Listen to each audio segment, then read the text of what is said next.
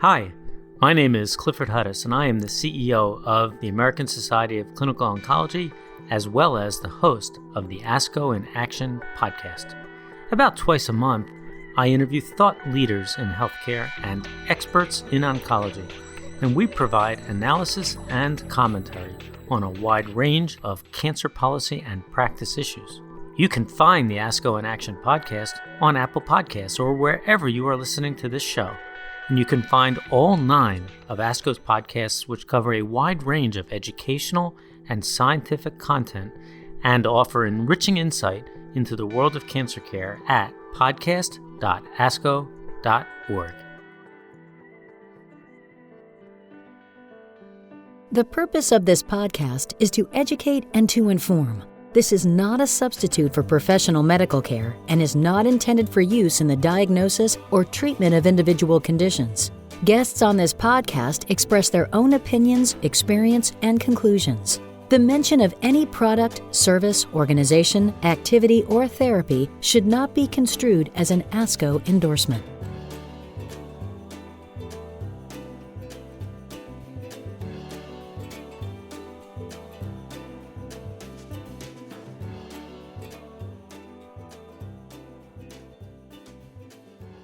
Hello and welcome to the ASCO Guidelines podcast series, brought to you by the ASCO Podcast Network, a collection of 9 programs covering a range of educational and scientific content and offering enriching insight into the world of cancer care. You can find all the shows, including this one, at podcast.asco.org. My name is Brittany Harvey, and today I am interviewing Dr. Christina Annunziata from the National Cancer Institute, co-chair on Germline and Somatic Tumor testing in epithelial ovarian cancer, ASCO Guideline. Thank you for being here, Dr. Annunziata. Oh, it's my pleasure. Thank you.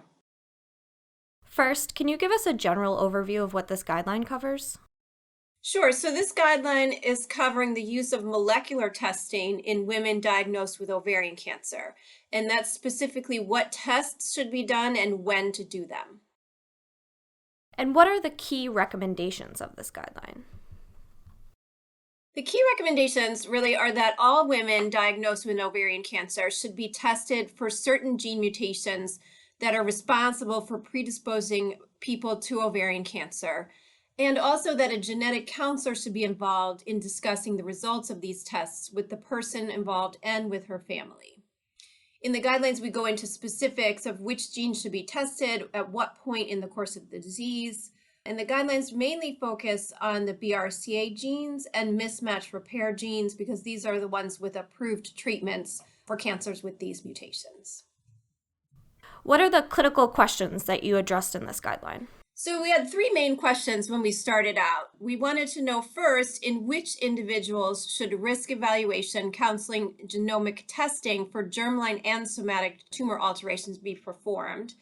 We also wanted to know, number 2, which genomic alterations had actually demonstrated clinical utility to direct therapy for women with ovarian cancer.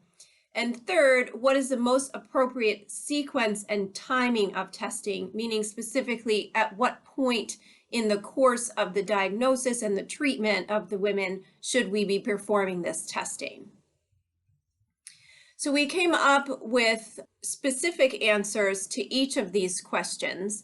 And just to briefly summarize, for the first questions, in which individuals should we test, we did find evidence that all women diagnosed with ovarian cancer should be offered germline testing for specifically BRCA1 and BRCA2 cancer susceptibility genes, irrespective of whether or not they had a family history of the disease.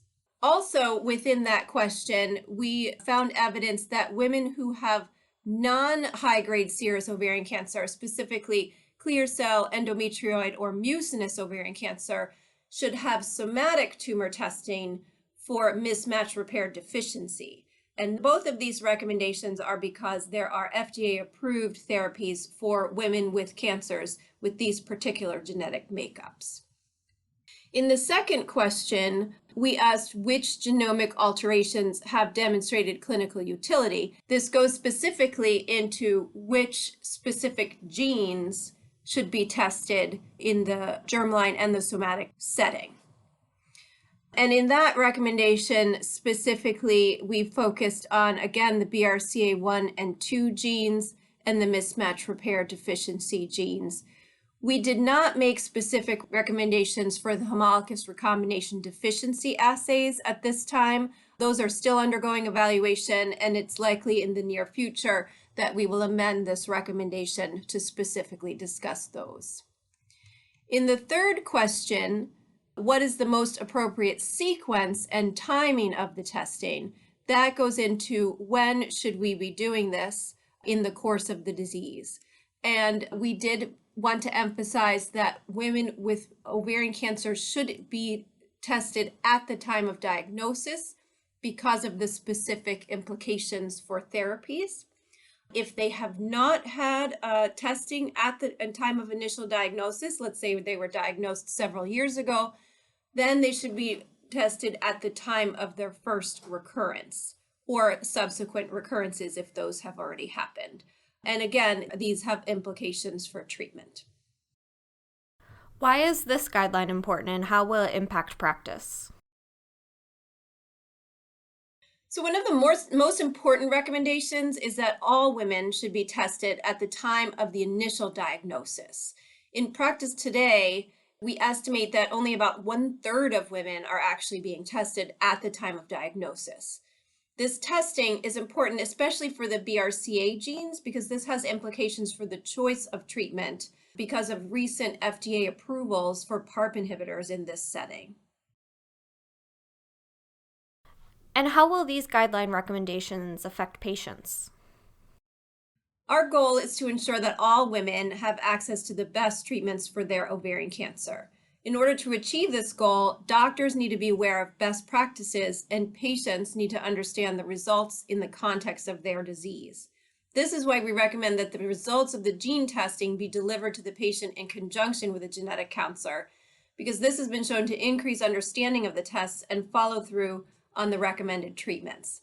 In some settings, we know it may be difficult to arrange these discussions with a genetic counselor, so we hope that these guidelines will emphasize the importance of this step. Well, thank you for your overview of these and for your work on these guidelines. And thank you for taking the time today to come on the show, Dr. Annunziata. Well, you're very welcome, and thank you for the opportunity to highlight these guidelines.